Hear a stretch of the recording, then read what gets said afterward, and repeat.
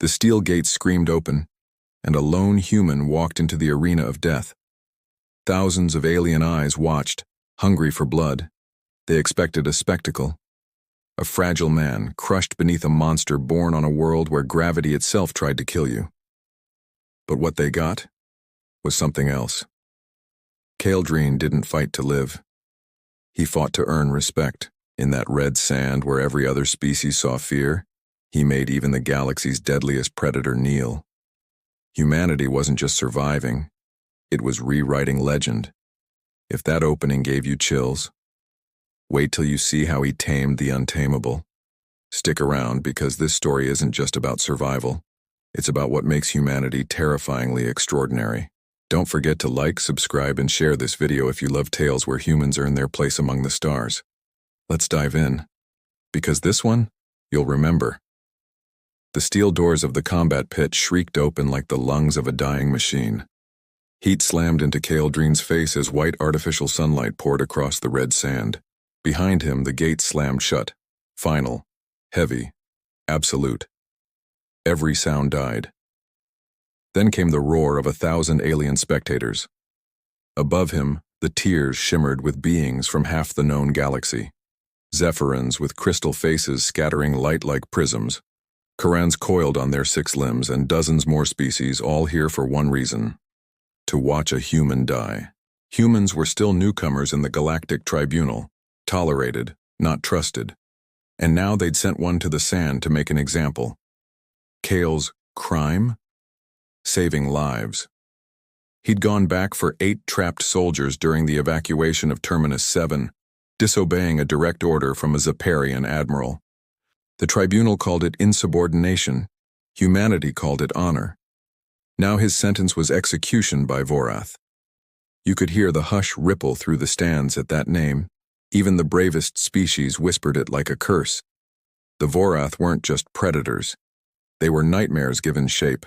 4 meters tall, muscles like steel cables, obsidian scales, and eyes that glowed like molten suns. A single bite could crush ship plating, and Kale was unarmed. The red sand crunched under his bare feet. He flexed his fingers, cracked his neck once, and waited. The far gate rumbled. Metal screamed. Then it came. A mountain of muscle and scale stepped into the light. Steam hissed from its nostrils. Its tail carved lines into the sand like a whip made of armor. 4 amber eyes locked on him, calculating, intelligent, curious. Kale didn't move. Running was suicide. Instead, he simply breathed. He remembered the words of his old drill instructor on Earth. Every predator has a rhythm. Learn the rhythm, and you decide when the song ends. The Vorath circled, tail sweeping up red dust into tiny storms. It studied him. Not the way a beast watches prey, but the way a chess master sizes up a new opponent. Kale had spent his 3 weeks in detention reading everything he could about the creature. Vorath were pack hunters. They respected strength and strategy, not brute panic. And above all, they revered honor combat, the duel between equals. So Kale did the most human thing imaginable. He gambled. He bowed. Not like a servant, like a soldier. A 45-degree nod of respect, the same gesture martial artists on ancient Earth gave to an opponent before a fight. The arena went silent. Even the creature froze. 263 executions before this, and no prisoner had ever bowed. Kale straightened, dropped into a fighting stance, shoulders loose, eyes locked. He wasn't prey anymore. He was a challenger. A deep growl rolled through the sand. The Vorath's head tilted as if confused. Then, with a sound like thunder cracking open the sky, it charged. 50 meters vanished in 3 heartbeats. Kale waited until the last heartbeat. Then he moved on a blur in the sand, diving sideways. The beast thundered past, and his palm tapped its flank as it went. Not a strike. A message. I could have cut you, it meant. But I didn't. The crowd gasped. What was this human doing? The Vorath wheeled around, faster than it had any right to. Its tail snapped, its claws carved trenches through the dust. But Kale was already moving again, sliding under a swing, rolling to his feet. breathing in short bursts. He wasn't trying to kill it. He was showing control, showing patience. Minutes passed, each one a lifetime. He ducked, he weaved, he struck 7 more times, light touches to places that could have been fatal. And every time he pulled back, the Vorath seemed to hesitate a little longer. The crowd's excitement turned to awe. Even the judges leaned forward. This wasn't an execution. This was a conversation. Kale's heart hammered like a war drum. His lungs burned. He was running on instinct now. Every move a desperate calculation of speed and grace. But even the best gambler knows. Luck always ends. The tail came from nowhere, a black blur. It caught him across the ribs and lifted him off his feet. He hit the ground hard, coughing blood, vision spinning. Pain roared through his chest. He tried to rise, and failed. The Vorath loomed above him. Its jaws opened, revealing teeth like crystal daggers, breath hot enough to sear skin. Kale's body trembled, but his mind was calm. He looked up into those 4 blazing eyes, and, unbelievably, he smiled. Then he lowered his head one last time, baring his throat. A silent message passed between man and monster. "Make it quick, brother." The Vorath stopped. Its jaws froze inches from his skin. For one breathless second, the entire arena forgot how to breathe. Then the arena erupted into chaos. Thousands of alien voices, whispers, hisses, electronic screeches, merged into one deafening confusion. No one knew what to make of what they'd just seen. A human, spared by a Vorath? Impossible. The beast's head still rested against Kale Drean's forehead, the air between them trembling with heat and power. The message was unmistakable even to species who barely understood the Drowaran tongue. Respect, recognition, brotherhood. When the creature lifted its head, its 4 amber eyes weren't filled with hunger anymore. They held something older, something sacred. The Vorath turned toward the stands and roared. It wasn't a roar of rage this time. It was defiance. The entire amphitheater shuddered under the sound. Dust rained from the rafters. Judges flinched behind their shields. The roar meant only one thing in Vorath culture. This one is mine. To harm him is to challenge me. A Zephyran magistrate, his crystalline features flashing in panic, leapt to his feet.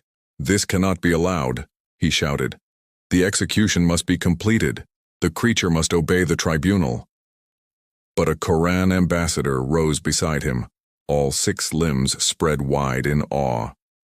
"No," the ambassador said softly, voice trembling with reverence. "We have just witnessed a bond. Ancient. Unbreakable. By Drowaran law, older than this tribunal itself, the human now stands under the protection of the Vorath. To strike him would be to declare war on Dror Prime." The crowd went utterly silent. Every being in that Colosseum understood what that meant. The Drorans did not forgive, they did not negotiate, they obliterated. The magistrate hesitated, crystalline hands trembling. Finally, with a slow, bitter motion, he sat down. "The tribunal accepts," he said through clenched teeth. Kale Drean was still kneeling in the sand, barely conscious. Blood streaked his lips. His ribs screamed with every breath. And yet, he smiled. Not because he had won, but because something far greater had happened. The beast had understood him. A predator born from hell's gravity had recognized the fire that burned in human hearts. And for the first time in galactic history, a Vorath lowered its head to a human. Not to devour, but to honor. When they led Kale away, the beast followed, pacing behind him like a silent shadow. No chains. No handlers. Just mutual respect. The guards didn't dare intervene. 2 weeks later, news exploded across the networks of 1,000 worlds. Human soldier pardoned by Galactic Tribunal. First human Vorath bond in history. Execution becomes alliance. Across colonies, stations, and starships, humanity stood taller. They weren't just the newcomers anymore, they were something else. The moment Kale and the Vorath, now called Vorath, stepped onto the landing pad together, The image was broadcast to every corner of the galaxy. A lean human soldier beside a creature 3 times his height, walking in step. One man and one monster. Both condemned, now legends. Kale paused at the boarding ramp of the transport ship. He looked back once, at the red sands, at the place where humanity had been humiliated for decades, and whispered quietly, "Sometimes the best weapon isn't strength." Together they rose toward the stars, toward whatever future waited next. And somewhere deep in the galaxy, the legend of the human who tamed the beast began to spread. Whispered first as rumor, then as truth, then as something even greater. A story, a warning, a promise. Never mistake kindness for weakness. Never mistake humanity for prey. And that was the day the galaxy learned what happens when you send a human to die. They don't kneel. They adapt. They endure. And sometimes they earn the respect of monsters. Kale Drean's story became a symbol that echoed across generations. A soldier who refused to break. A man who turned execution into alliance.